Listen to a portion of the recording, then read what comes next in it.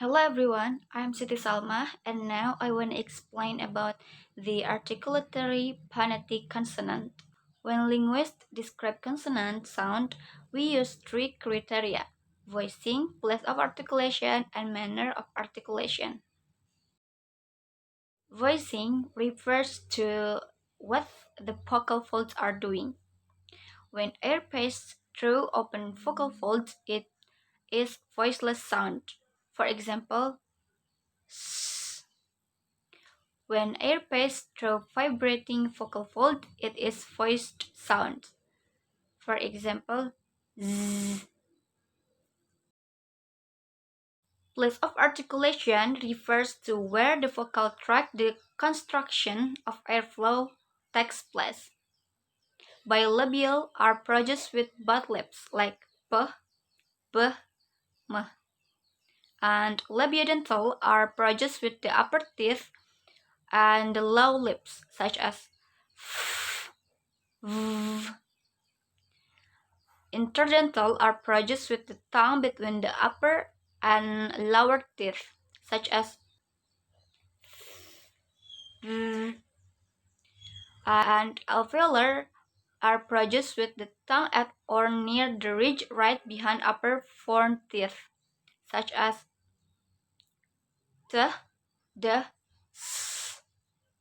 Palatal are produced at the hard palate or the roof of the mouth, such as sh, j, yeah. And velar are produced at the velum or soft palate, such as k, g. And glottal are produced are the glottis or the space between the vocal folds, such as manner of articulation refers to how the airflow is constructed in the vocal tract. Stop sound are result from a complete constriction of airflow followed by a release of the air, such as p, t, k, b, d, g. And fricative are sound produced when the tongue approaches but doesn't make a contact with a place of articulation, causing a bottleneck of the airflow, such as f,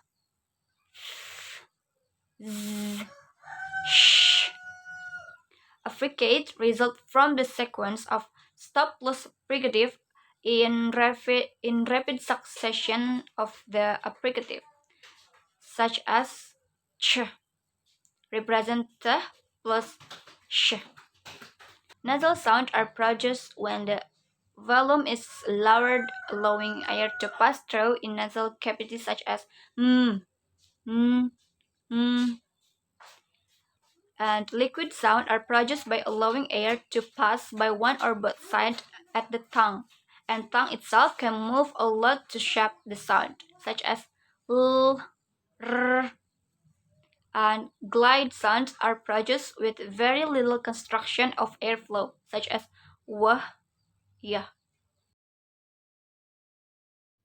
p, b, t, d, ch, j, k, g, f, v, z, s, z, sh, j, m, n, ng, l, r, w, yeah. That's all from me. I hope you understand with my explanation. Wassalamualaikum warahmatullahi wabarakatuh.